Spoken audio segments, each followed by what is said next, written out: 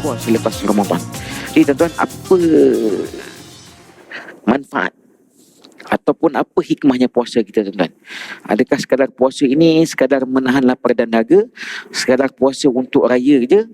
Adakah matlamat kita itu? Jadi kita tengok sebagaimana Allah sebut dalam surah Al-Baqarah, ayat ini sering kali diucapkan, dilafazkan, disebut oleh para imam, para pentazkirah, para asatizah tentang apa matlamat puasa. Astaghfirullahalazim, astaghfirullahalazim, astaghfirullahalazim. Bismillahirrahmanirrahim.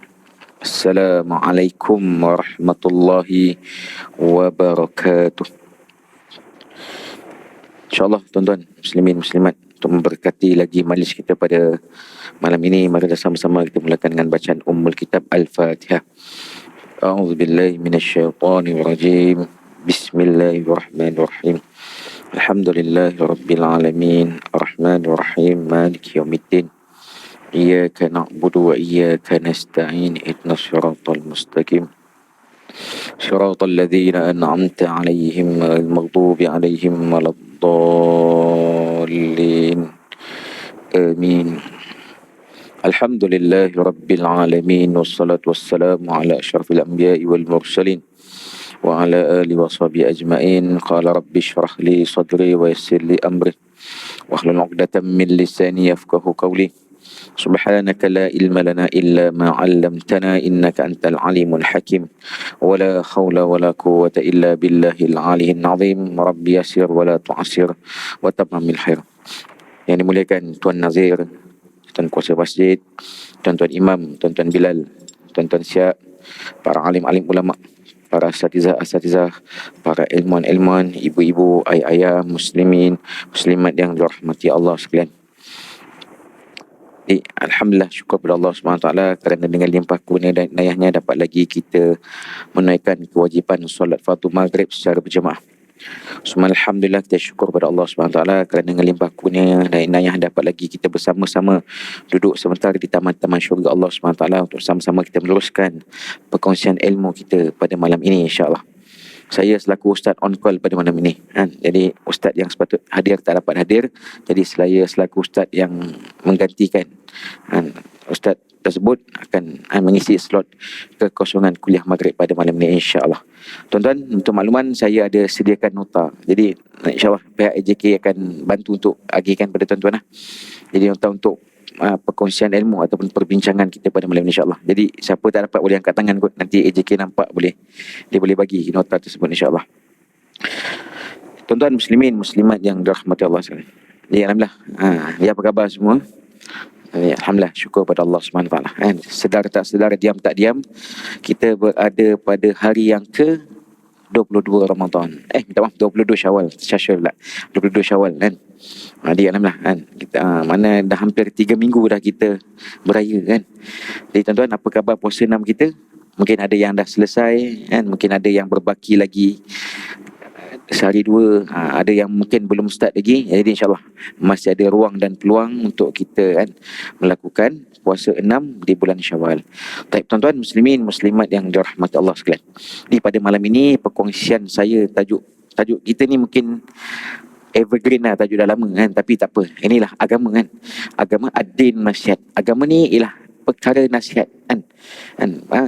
Perkara nasihat. Allah bertepatan dengan apa yang Allah sebut dalam Al-Quran. A'udzubillahi minasyaitonirrajim. Wa zakir fa inna dzikra tanfa'ul mu'min. Berilah peringatan, kerana peringatan itu ada manfaat mukmin.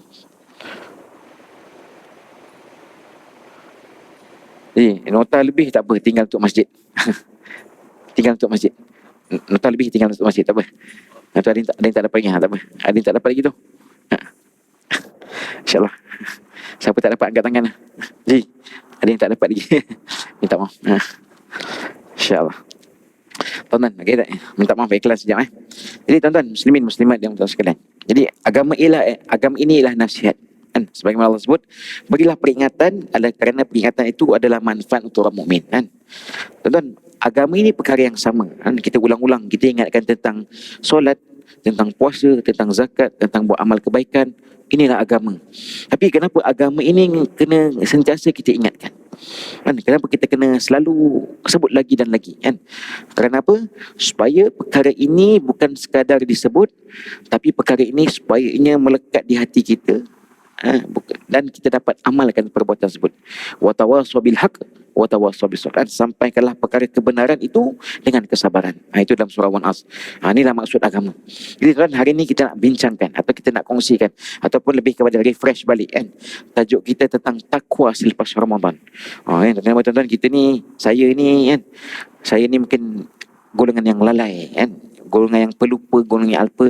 Jadi kita kena ingatkan antara satu sama lain. Jadi takwa selepas Ramadan. Jadi tuan-tuan, apa manfaat ataupun apa hikmahnya puasa kita tuan-tuan? Adakah sekadar puasa ini sekadar menahan lapar dan dahaga, sekadar puasa untuk raya je? Adakah matlamat kita itu? Jadi kita tengok sebagaimana Allah sebut dalam surah Al-Baqarah kan, ayat ini kan sering kali diucapkan, dilafazkan, disebut oleh kan para imam, para pentazkirah, para asatizah tentang apa matlamat puasa. Kan dalam surat ayat Al-Baqarah ayat 183 Allah berfirman, a'udzubillahi minasyaitonirrajim, ya ayyuhalladzina amanu kutiba alaikumussyam kama kutiba alal ladzina min qablikum la'allakum tattaqun. Sadaqallahul azim. Jadi tuan, poin yang pertama, keutamaan Ramadan ialah untuk melahirkan orang yang bertakwa kan. Keutamaan Ramadan adalah untuk melahirkan orang yang bertakwa kan. Jadi tuan, inilah matlamat puasa kan. Matlamat puasa untuk melahirkan insan yang bertakwa kan. Jadi tuan, yang kedua, poin yang kedua, bagaimana nak menjadi orang bertakwa kan. Bagaimana nak jadi orang yang bertakwa kan. Jadi tuan-tuan, nak menjadi orang bertakwa ini, yang pertama perlu melalui proses kan. Perlu melalui proses. Tuan-tuan, macam kereta kan. Kereta sebelum jadi sebuah kereta, dia ada proses kan. Dia ada potong besi kan. Kemudian direka jadi bentuk kereta, ada pasang tayar, ada pasang tingkap, letak aircon, komplit tu baru jadi sebuah kereta. Jadi begitu dengan puasa ini, perlu melalui bagaimana nak jadi orang bertakwa. Pertama, perlu melalui proses. Yang kedua, bagaimana proses itu berlaku? Yang kedua ialah dengan Ramadan, itu ialah input. Ramadan yang telah kita lalui ialah input, manakala puasa itu ialah proses, dan takwa itu adalah output. Hasilnya takwa kan. Hasilnya takwa. Jadi itu yang kedua kan, apa bahagian-bahagian dalam takwa tersebut kan. Kemudian bahagian-bahagian takwa ada 4. Yang pertama ialah bagaimana puasanya kan. Bagaimana kita berpuasa, kemudian adanya sahur kan. Tuan-tuan, kita kalau kita imbas kembali kan masa Ramadan kita kan, kalau biasa bagi mereka yang tak biasa makan pagi tu, macam sahur tu agak berat. Tapi apabila kita niat kita melakukan amalan ini kerana Allah Ta'ala, Allah akan mudahkan untuk kita bersahur kan. Adanya sahur. Yang ketiga, adanya imsak kan, menahan mata kan, telinga kan. Dan yang keempat, adanya tarawih kan. Jadi tuan-tuan, tarawih dah tak boleh buat dah bulan Syawal kan. Tarawih hanya pada bulan Ramadan saja kan. Jadi mungkin tuan-tuan, kita merindukan kan, merindui Ramadan kan, merindui tarawih. Tapi apakah daya kan, tarawih tak boleh dilakukan pada bulan-bulan lain kan. Tarawih ini hanya dapat dilakukan, walaupun sunat, hanya dilakukan pada bulan Ramadan saja. Itu antara bagaimana nak menjadi orang bertakwa kan. Itu antara 3 proses yang perlu kita lalui. Tapi kemudian yang ketiga, apa maksud Ramadan tuan-tuan? Apa maksud Ramadan? Jadi tuan-tuan, saya dah pecahkan kepada pengertian Ramadan itu melalui perkataan Arab dia. Ra, mim, dot, alif, nun. Ra, mim, dot, alif, nun. Ya, apa maksud ra itu? Orang itu maksud Ridwan kan. Ridwan. Apa maksud Ridwan ini? Ridwan ini maksudnya orang yang terpilih kan. Orang-orang yang terpilih kan. Dan bagaimana mereka yang dipilih Allah SWT untuk berada dalam bulan berpuasa, bagaimana bagi mereka yang Allah pilih untuk berada pada bulan Ramadan ini ialah orang yang terpilih kan. Orang yang terpilih kan. Bagaimana bersyukurnya kita, beruntungnya kita dapat masuk dalam bulan Ramadan. Dan kita juga jadi orang bersyukur. Kenapa? Kerana kita telah selesai melalui bulan Ramadan kan. Ridwan, orang itu maksudnya Ridwan, maksudnya orang yang terpilih. Kemudian mim. Apa maksud mim ini? Mim ini maksud maghfirah, kan? Maghfirah ini maksud ialah keampunan. Keampunan, kan? Tuan-tuan, bagaimana bulan yang kita tahu bulan Ramadan ni bulan keampunan, kan? Bulan yang Allah, kan, banyak banyak manfaat kelebihan Allah berikan, kan? Allah turunkan pada bulan Ramadan bulan keampunan, kan? Bulan kata dia apa? Dia belenggu sekali, kan? Dibelenggu, kan? Dibelenggu syaitan-syaitan, dibungkus seluas-luasnya pintu syurga, ditutup serapat-rapatnya pintu neraka, kan? Itu mim maghfirah. Kemudian dot masuk duman, kan? Mana jaminan, kan? Bulan jaminan, kan? Jaminan, kan? Kemudian alif ni masuk ulfah, kan? Maksud dia kecintaan, kan? Ulfah ni maksud kecintaan. Kecintaan kepada orang bertawakal kepada Allah SWT, kan? Kecintaan dimaksudkan sini kecintaan yang Allah berikan kepada orang yang tawakal kepada Allah SWT, kan? Fa iza azamta fatawakkal 'ala Allah, kan? Tuan-tuan, kalau kita tengok imbas balik puasa tu, kan? Puasa kita ni kalau tak kita niat betul pada Allah SWT, kalau Allah tak bantu kita, mungkin kita tak mampu nak puasa selama hampir 13 jam, kan? Tapi bagaimana Allah beri kekuatan dengan niat, kan? Dengan kita nak lakukan ibadah ini hanya kerana Allah SWT, Allah mudahkan kita untuk berpuasa, kan? Di ulfa ini kecintaan bagi mereka yang bertawakal kepada Allah SWT. Dan nun nawal. Nawal maksudnya anugerah, kan? Nawal maksudnya anugerah, kan? Allah, anugerah yang Allah berikan bulan Ramadan ni kepada orang-orang beriman. Tuan-tuan, sebagai orang beriman, kita kena rasa syukur, kasih pada Allah SWT. Terima kasih pada Allah SWT kerana Allah kurniakan kita dengan bulan Ramadan. Jadi tuan-tuan, itulah maksud Ramadan, kan? Daripada pengertian perkataan huruf Ramadan tersebut. Yang keempat, jadi apa yang kita dapat, kan? Kita dapat daripada puasa ini, tuan-tuan. Apa yang kita dapat daripada puasa kita. Jadi kita nak tengok puasa ini, kita kena checklist puasa kita, kan? Apa natijah, apa ataupun hasil yang kita dapat daripada puasa kita. Tuan-tuan, pada poin yang keempat tu saya telah tuliskan yang pertama, kan? Mula kita puasa ini, pertama jiwa kita akan menjadi bersih, kan? Jiwa kita akan menjadi bersih, kan? Penyucian hati ataupun jiwa ini apabila kita dapat melakukan amalan.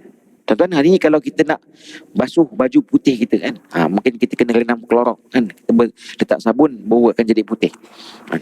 Nak mencuci kotoran pakaian, kan, mana kita kena basuh dengan sabun.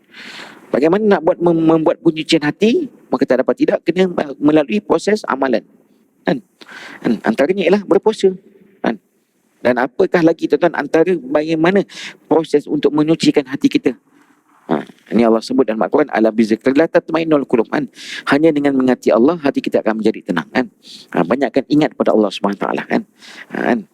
Bila kita banyak zikir, banyak ingat pada Allah SWT, hati kita akan menjadi tenang, kan? Tuan-tuan, hari ini apa antara anjuran yang diajarkan oleh baginda Nabi SAW untuk dapat menyucikan hati kita, kan? Apa amalan yang Nabi ajar kepada kita untuk kita amalkan untuk mendapat penyucian hati? Kenapa, tuan-tuan, hari ini manusia sekarang, di alam yang semua canggih ni, tuan-tuan, bagi mereka, kan, terutamanya anak-anak muda, tuan-tuan, kan? Tuan-tuan, kalau mereka ada masalah, kan, mereka ada kerisauan, tuan, mereka banyak luahkan di mana? Tuan-tuan boleh tengok sini, kan? Mereka banyak meluahkan di media-media sosial, kan? Mereka luahkan di status WhatsApp mereka, kan? Meluahkan, kan, segala permasalahan ni di status Facebook mereka, kan? Ini, tuan-tuan, ini satu perkara yang kita kena betulkan. Tak salah gunakan media sosial, kan? Kita tak salah untuk guna media sosial ni, tapi bagaimana cara kita gunakan media tersebut supaya ianya menjadi perkara yang bermanfaat. Jadi, tuan-tuan, maka tak dapat tidak untuk menyucikan hati ini, makna kita kena banyakkan zikir kepada Allah SWT. Antara zikir yang mudah, tuan-tuan, yang mudah untuk kita lafazkan ialah untuk kita beristighfar kepada Allah SWT, kan? Satu perkataan yang simple dan mudah untuk kita sebutlah istighfar kepada Allah SWT, kan?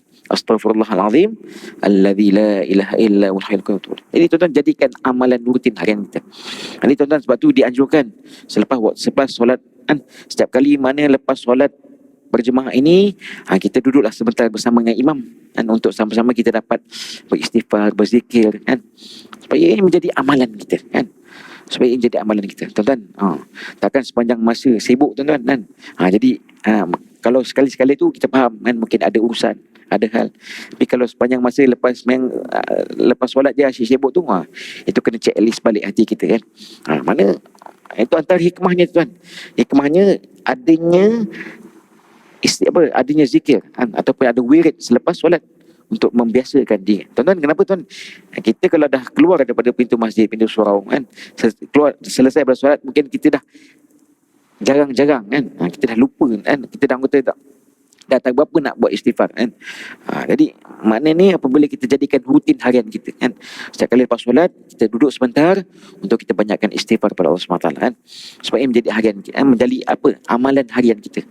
Itu yang pertama, banyakkan berzikir pada Allah SWT. Yang kedua, antara amalan yang dianjurkan oleh baginda SAW untuk kita perbanyakkan ialah aksaru qaulu la ilaha illallah, banyakkan ucapkan kalimah la ilaha illallah kan. Tuan-tuan, walaupun perkataan yang ringan, yang mudah, yang simple, tapi bagaimana perkataan yang mudah inilah yang ada nilai ni insya Allah SWT. Hatta Nabi SAW bersabda, man qala la ilaha illallah dahulal jannah. Siapa pada pengakhiran kehidupan dia dapat ucapkan kalimah la ilaha illallah, pasti akan mendapat syurga Allah SWT. Tuan-tuan, inilah perkataan yang nak kita biasakan supaya akhir kalam kita dapat ucapkan kalimah ini, tuan-tuan. Betul tuan-tuan, orang kalau dah nazak kan, kita tak tanya dah nak makan apa, tuan-tuan.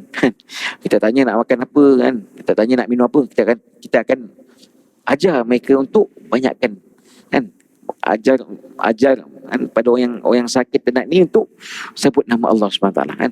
Paling-paling tidak la ilaha illallah, supaya kan dipermudahkan urusannya untuk dapat ucap dengan kalimah ini pada pengakhiran kehidupan kita. Jadi tuan-tuan, bagaimana nakkan pengakhiran ini, bagaimana nakkan kalimah ini dapat diucapkan pada pengakhiran kehidupan kita? Maka tuan-tuan, dia berbalik kepada amal kita, berbalik dan bergantung kepada apa kelakuan, apa rutin harian kita, apa amalan yang kita lakukan sewaktu kehidupan seharian kita. Ini tuan-tuan, maka tak dapat tidak nakkan pengakhiran yang baik, mesti permulaan dan pertengahan yang baik. Mana kita kena biasakan buat amalan-amalan baik. Ini tuan-tuan nak cek bagaimana kita ni banyak istighfar, bagaimana nak kita ni, adakah saya dan kita semua ini banyak berzikir kepada Allah SWT. Kita tengok, kalau kita terperanjat, apa perkataan pertama yang terkeluar daripada mulut kita. Itu nak cek balik iman saya dan iman kita semua kan. Ini tuan-tuan, hari ni kita kena berbanyakkan kan, untuk bersihkan hati. Ubat dia tuan-tuan, kena banyakkan ucap kan, istighfar dan banyak ucapkan kalimah la ilaha illallah. Itu yang pertama. Begitu juga puasa. Apa natijah puasa ini? Puasa ini menahan kan, menahan diri daripada makan dan minum kan. Bukan tak boleh makan, dia kawal waktu makan kita kan. Kalau tak ada puasa tuan-tuan, cuba cek balik tuan-tuan. Ini kalau kita tak puasa, terutama kalau sekarang ni kan dah ada open house, walaupun dah kenyang ni, rumah lain nak rasa juga makanan. Inilah sifat nafsu kan, dia nak juga kan. Tapi apabila dengan puasa, dapat kawal kan, mereka kawal makan kita kan. Mana kawal waktu makan kita kan. Kalau tidak, memang sepanjang masa kita nak makan. Itu yang pertama. Sebab itu dengan puasa ini, jiwa kita akan menjadi bersih. Itu yang pertama. Tuan-tuan mungkin dah rasa dia punya kenikmatan kan, hikmahnya puasa itu. Itu yang pertama. Yang kedua, dengan puasa ini fizikal kita akan menjadi sihat kan. Sebab tu Nabi SAW bersabda, sumu tasihu, dengan berpuasa ini kamu akan menjadi sihat. Tuan-tuan, tak ada lagi dengar orang yang puasa ni dia tak sihat kan.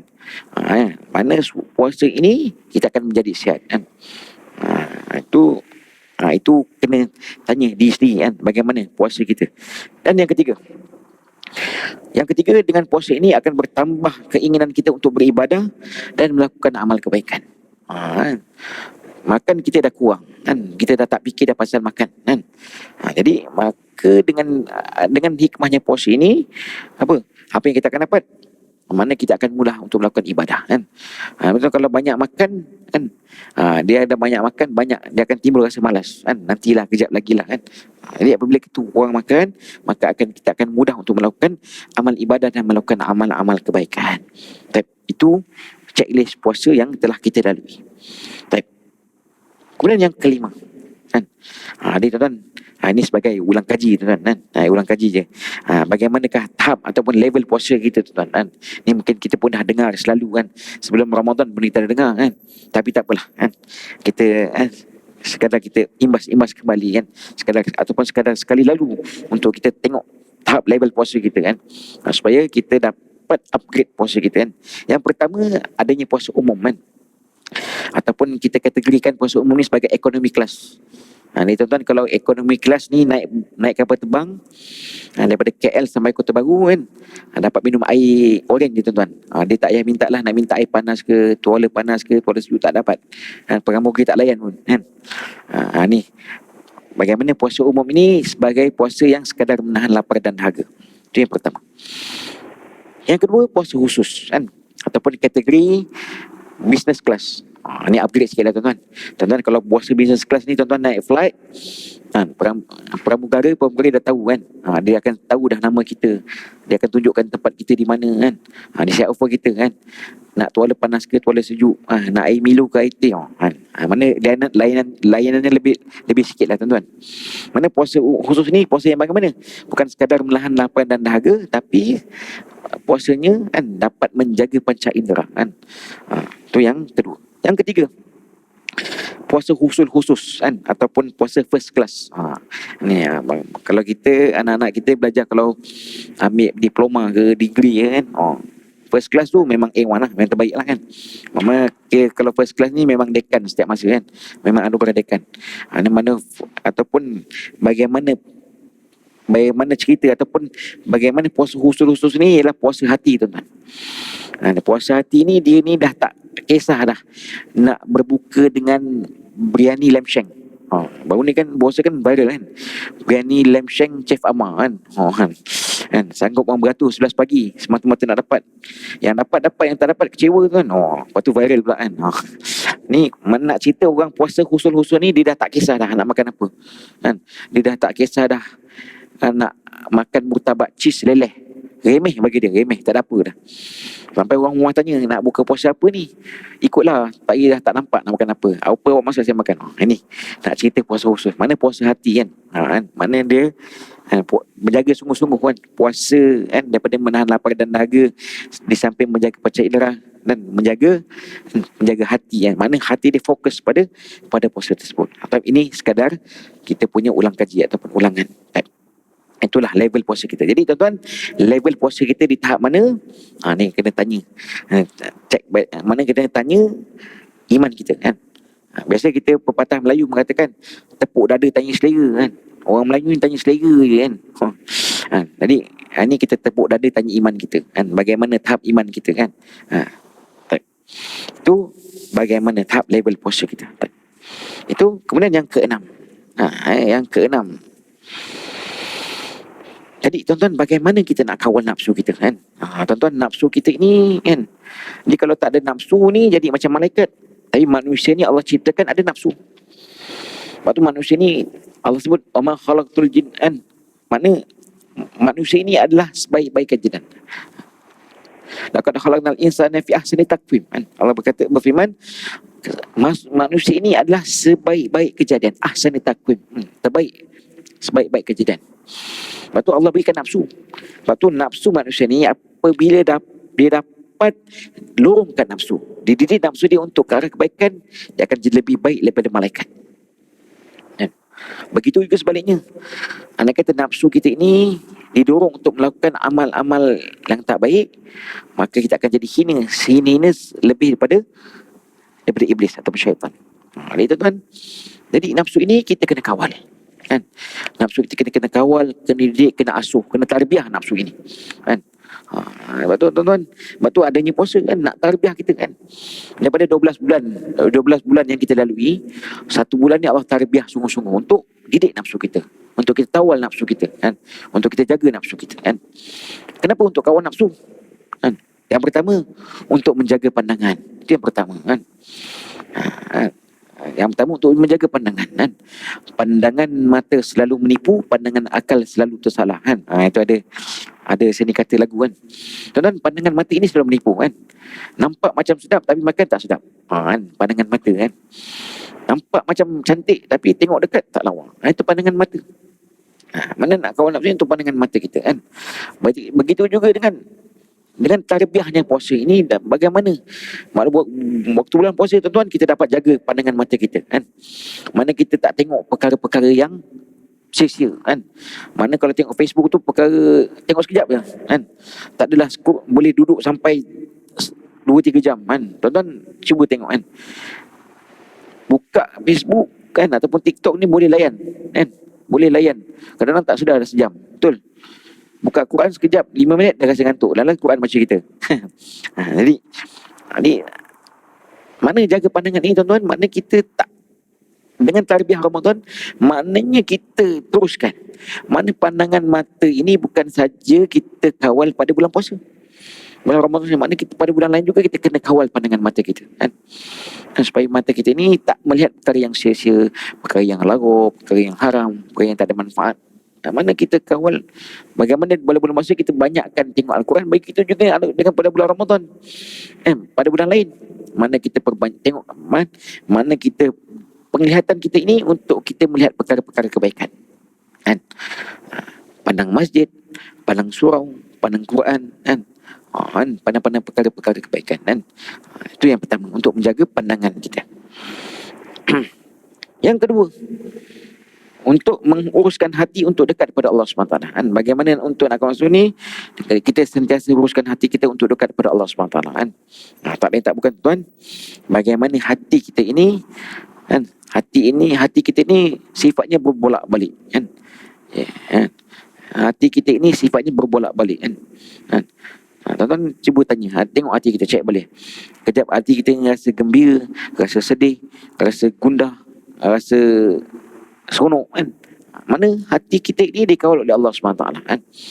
Bagaimana tuan-tuan kita nak hati kita ini sentiasa kan, Allah pelihara kita untuk melakukan perkara kebaikan.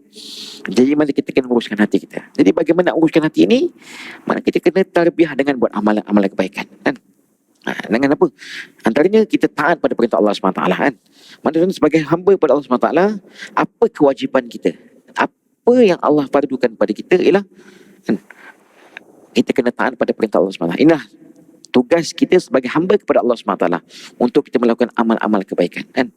Contoh tentang solat kan, bagaimana solat yang Allah perintahkan kita kepada kita ni, inilah bukti kita apabila kita melakukan solat ni. Inilah bukti kita sebagai hamba kepada Allah SWT dengan kita melakukan perintah solat. Tuan-tuan benar, solat ini akan jadi berat bagi mereka ambil mudah, dan solat juga akan menjadi mudah bagi mereka yang ambil berat kan. Mana tentang solat ni kita kena ambil berat kan. Bahkan bukan saja pada diri kita, malah solat ini perlu kita ingatkan kepada isteri kita, anak-anak kita, dan jiran kita, keluarga kita, saudara mara kita, seluruh umat ini kita kena ingatkan tentang solat kan. Pentingnya untuk kita menjaga solat kan. Kenapa tuan-tuan? Bila kita dapat menjaga solat, pasti Allah akan jaga kehidupan kita. Yakinlah tuan-tuan, siapa yang jaga solat, Allah akan jaga kehidupannya kan. Jadi tuan-tuan, bagi nak jadi orang yang sempurna, jadi orang yang yang ada cerah di masa depan akhiratnya, mana jagalah solat kan. Hayya 'alas shalah, hayya 'alal falah. Bagaimana kita dengar ungkapan ketika Bilal kan, muazin mengalungkan azan, hayya 'alas shalah, hayya 'alal falah. Marilah menuju kepada solat, marilah menuju kejayaan. Ini Allah jelas buktikan pada surah Al-Mu'minun ayat pertama dan kedua. Qad aflahal mu'minun, maka berjayalah orang-orang mukmin. Tuan-tuan, kita ini orang-orang mukmin. Bagaimana orang mukmin berjaya? Allah bagi jaminan. Orang mukmin akan berjaya apabila mereka dapat solat. Innas alladzina hum fi salatihim khashi'un. Bagi mereka solat yang bagaimana? Solat yang khusyuk pada Allah SWT. Jadi tuan-tuan, untuk solat ni kita kena belajar lagi dan lagi kan. Kita kena perbaiki lagi dan lagi kan. Kita muzakarah lagi tentang solat, supaya solat kita ini dapat kita improve.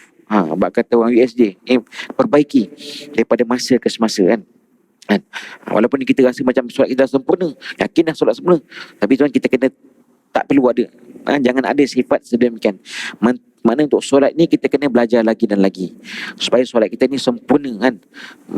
Solat kita sempurna ataupun mirip-mirip sebagaimana Nabi SAW. Lepas tu tuan, bagaimana Nabi SAW kan Nabi tarbiyah sahabat-sahabat. Bagaimana sahabat-sahabat tuan-tuan, sahabat-sahabat yakin dengan solat mereka kan. Sahabat-sahabat ni tuan-tuan, mereka ada masalah, mereka solat 2 rakaat, Allah selesaikan masalah mereka. Hari ni kita tuan-tuan nak cari kunci hilang, solat. Mana terbalik kan. Kita makna keyakinan kita pada solat tu kurang kan. Termasuk diri saya ni tuan-tuan yang bercakap ni tuan-tuan. Mana untuk solat ni kita kena yakin dengan solat. Jaga solat dengan sempurna, insya-Allah Allah akan beri segala-galanya. Lepas tu tuan-tuan, solat hajat ni bukan saja bila ada masalah, bukan saja kita berhajat kepada sesuatu, bukan saja bila anak nak ambil peksa kan, baru kita buat solat hajat beramai-ramai. Mana hajat ini sentiasa kita kena lakukan. Kenapa? Saya dan kita semua ni berhajat pada Allah SWT. Walau dalam apa juga keadaan, mana kita berhajat pada Allah SWT. Inilah manusia. Inilah kita sebagai manusia. Fitrah manusia mengharapkan sesuatu pada Allah SWT. Jadi tuan-tuan, nak tak nak, mahu tak mahu, rela tak rela, suka tak suka, mana kita kena jaga solat kita kan. Ini tuan-tuan, kita nak ingat pada Allah SWT ni bukan waktu mana kita susah je tuan. Bukan waktu kita dilanda kesedihan, kemurungan kan, ada masalah baru kita. Mana dalam apa juga keadaan, mana kita kena mohon pada Allah SWT. Inilah baru sifat mukmin yang sejati. Baru Allah tahu dia ni betul, setiap masa dia ingat pada aku. Bukan waktu susah dia ingat pada aku kan. Tapi yakinlah tuan-tuan, setiap kali permintaan kita ni kan, mungkin kita rasa Allah tak kabulkan lagi, tapi yakinlah setiap permintaan kita ni Allah dengar. Kenapa? Allah ini Maha Pendengar, dan Allah akan kabulkan setiap permintaan kita tepat pada waktunya. Kita rasa macam nak suruh Allah kabul sekarang, tapi Allah tahu yang terbaik untuk Allah kabulkan permintaan kita. Jadi jangan putus harap. Jangan putus harap kita pada Allah SWT. Sentiasa kita bermunajat, sentiasa kita mengharapkan, bermunajat, mendambakan diri kepada Allah Subhanahu Wa Taala. Untuk apa? Untuk Allah uruskan hati kita untuk kita dekat pada Allah Subhanahu Wa Taala. Jadi tuan, untuk ingat pada Allah Subhanahu Wa Taala, sentiasa kita ingat pada Allah Subhanahu Wa Taala. Itu yang kedua. Yang ketiga, bagaimana kaum nafsu kita ini dengan kita mengamalkan sunnah bagi Nabi sallallahu alaihi wasallam. Tuan-tuan, tak dapat tidak tuan, kejayaan apabila kita dapat amalkan perintah Allah ikut cara Nabi sallallahu alaihi wasallam. Inilah kejayaan yang sebenar. Kejayaan kita dalam kita melakukan amal ibadat ini apabila kita dapat amalkan perintah Allah ikut cara Nabi sallallahu alaihi wasallam. Tak ada cara lain tuan-tuan. Mana tuan-tuan, kata kita ni berada di umat-umat akhir zaman kan. Di akhir-akhir zaman ni tuan-tuan, maka tak dapat tidak maka kita kena belajar untuk kita amalkan apa yang Nabi ajar untuk amal kita dalam kehidupan kita. Tuan-tuan, sunnah Nabi ni sangat mudah tuan-tuan. Sunnah Nabi ni untuk kita amalkan ni sangat mudah. Bagaimana kehidupan seharian kita ini, apabila kita niatkan ikut cara Nabi, pasti akan dapat pahala kan. Tuan-tuan, kat dunia ni kita kena tamatkan pahala kan. Kat dunia ini kita kena rebut pahala. Kerana apa? Kerana pahala inilah mata wang akhirat kita. Pahala ini ialah mata wang akhirat kita. Hari ini tuan-tuan, kalau dekat Malaysia kita tahu, kalau RM1 kita dapat beli apa? Mungkin kalau RM1 kita pergi Speedmart, boleh dapat beli roti kan, sebuku roti kan. Jumlah RM5, kalau kita masuk Speedmart, apa kita dapat? Kita mungkin boleh beli roti dengan air kan. Begitu juga dengan nilai RM10. Mana kita dah tahu nilai RM1, RM5, RM10, RM20, RM100. Mana kita tahu jumlah tu kita boleh beli apa. Tapi untuk akhirat, RM tak ada nilai. Yang ada nilai ialah pahala kan. Ini pahala inilah mata wang akhirat kita. Jadi tuan, pahala ni nak buat kat mana? Pahala inilah kita kena buat sewaktu mana kita berada di dunia ini. Sewaktu mana Allah beri nikmat kehidupan inilah kita kena rebut pahala kita kan. Kita berlumba-lumba untuk buat amal kebaikan. Fastabiqul khairan kan. Berlumba-lumba untuk amal kebaikan untuk Allah jadikan kebaikan yang kita buat ni sebagai pahala pada kita. Dan pahala ini untuk kita tuai di mana apabila kita berada di akhirat Allah SWT. Ad-dunya mazratul akhirah. Dunia ini tempat kita usahakan atas amalan kita untuk kita tuai amal kebaikan kita apabila kita berjumpa dengan Allah SWT. Ini tuan-tuan, pentingnya untuk kita amalkan sunnah Nabi dalam kehidupan kita. Contoh tuan-tuan, Saya nak buatkan contoh bagaimana kita nak buat amalan yang kita lakukan rutin harian kita dengan mudah. Contoh tuan, bangun tidur kita tuan. Bangun tidur, orang kafir pun bangun tidur. Non Muslim pun bangun tidur. Tapi bagaimana bangun tidur kita berpahala? Bangun tidur kita berpahala apabila kita dapat paling-paling tidak kita baca ucapkan alhamdulillah kan. Alhamdulillah, ataupun yang sempurna kita baca doa bangun tidur. Alhamdulillahillazi ahyana ba'dana amatana wa ilaihi nusyur kan. Allah kita ucap thankful, bersyukur pada Allah SWT kerana Allah bangkitkan kita daripada tidur kan, daripada mati sementara. Tidur ini mati sementara tuan-tuan. Kan ada orang yang kita dengar kan tidur tak bangun-bangun dah kan. Lagu raya pejam celik tak celik-celik lepas tu kan. Maknanya kita yang Allah bagi kehidupan ini, kita kena syukur pada Allah SWT kerana Allah bangkitkan kita kan. Allah bangunkan kita daripada tidur sementara kan, mati sementara kan. Tengok, bangun tidur pun pahala apabila kita sebut nama Allah, ucap alhamdulillah pada Allah SWT. Itu pertama. Yang kedua, tuan-tuan, kita masuk tandas kan.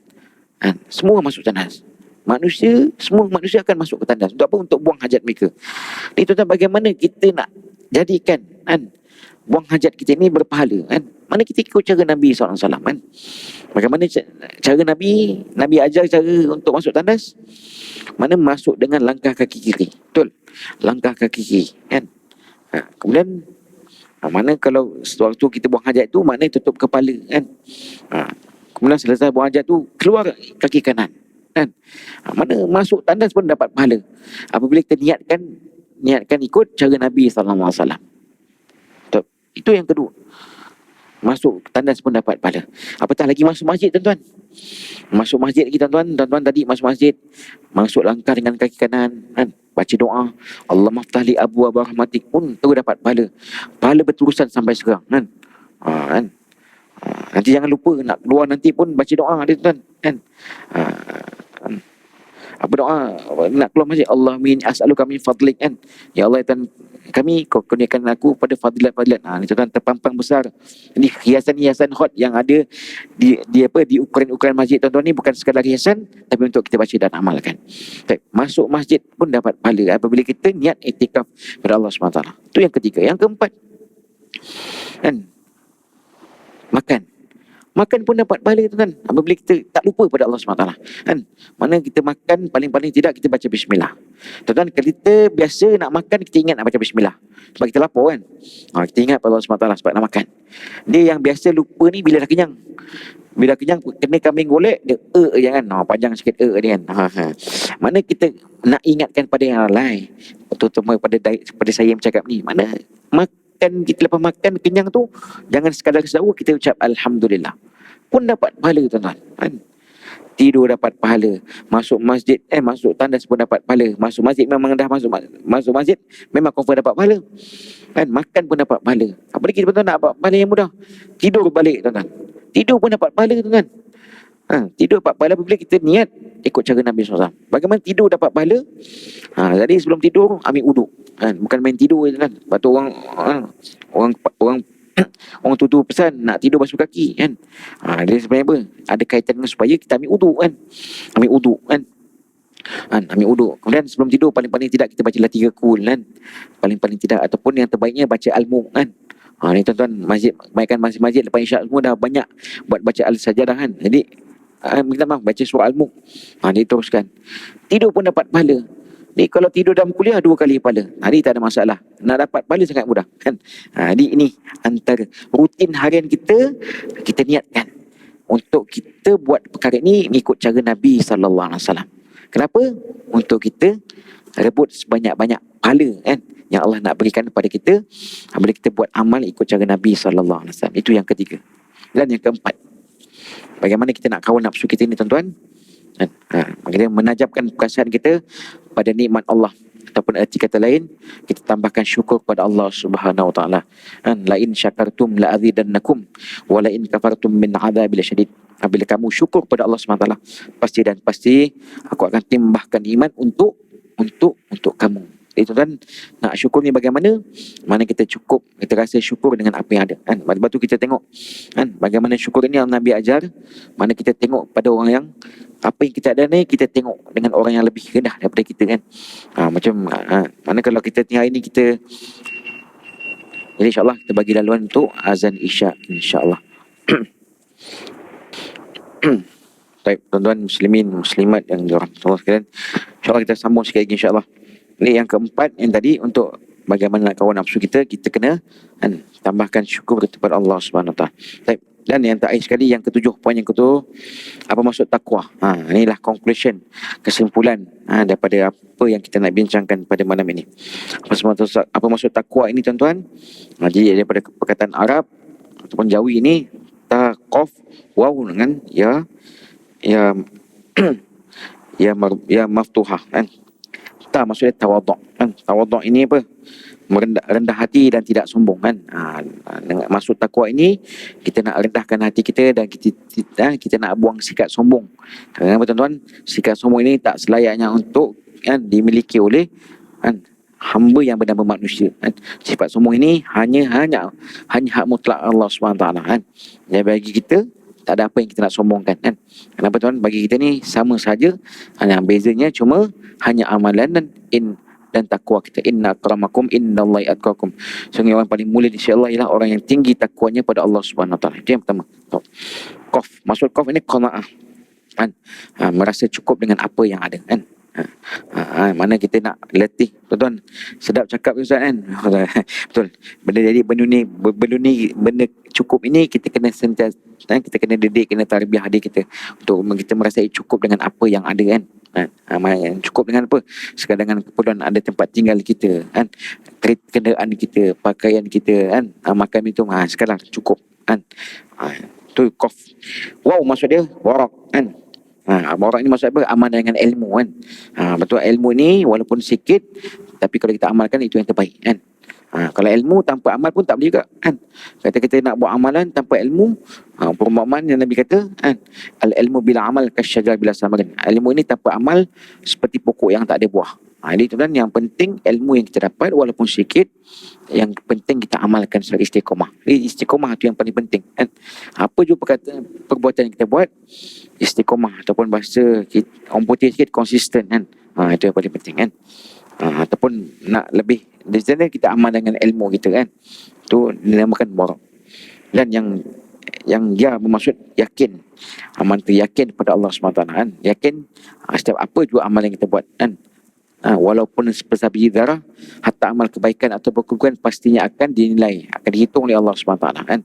Faman ya'mal misqala dzarratin khairan yarah wa man ya'mal misqala dzarratin syarran yarah. Siapa amal kebaikan kamu akan dinilai, dan apa juga amalan keburukan kamu walaupun sebiji darah pun akan dihitung, dinilai oleh Allah SWT.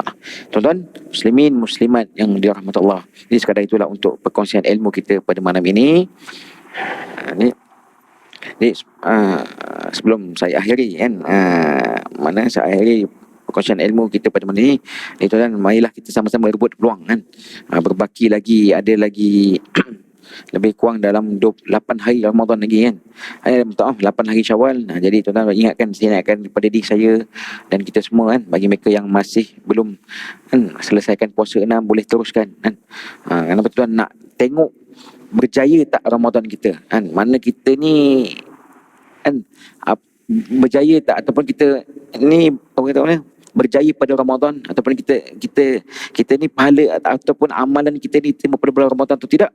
Mana kita tengok adakah kita berjaya dapat puasa 6. Mana kita dapat melakukan puasa 6, mana kita ni salah seorang graduan yang berjaya, yang dikeluarkan daripada madrasah Ramadan kan. Itu kan, inilah natijah betul-betul mujahadah tuan. Nak buat puasa 6 pada bulan Syawal ni kan. Open house memang dah banyak kan. Open house ni kadang Sabtu Ahad, kadang hari biasa pun ada juga. Dia biasalah datang open house ni nak makan kan.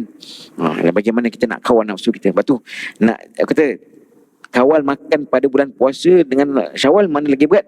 Lebih berat pada bulan Syawal. Dia kata kita berjaya mampu menahan nafsu, mana kita jadi orang yang berjaya kan. yang dikeluarkan, graduan yang berjaya dapat dihasilkan pada Rasulullah. Itulah takwa yang sebenar-benarnya, insya-Allah. Jadi sekali itu maafkan saya, doakan saya sehingga bertemu pada pertemuan akan datang sebagai sandaran apa yang baik itu pada Allah Subhanahu Wa Taala. Segala kekurangan, kekilafan, ketaifan, kelemahan itu daripada diri saya sendiri, saya mohon ampun pada Allah Subhanahu Wa Taala, dan kita sama-sama berdoa pada Allah Subhanahu Wa Taala supaya Allah merahmati pertemuan perjumpaan kita pada malam ini, dan Allah ganjari dengan pahala, dan pahala ini bekalan kita semua untuk kita berjumpa dengan Allah Subhanahu Wa Taala. Sekali itu, wabillahi taufiq wal hidayah. Wassalamualaikum warahmatullahi wabarakatuh.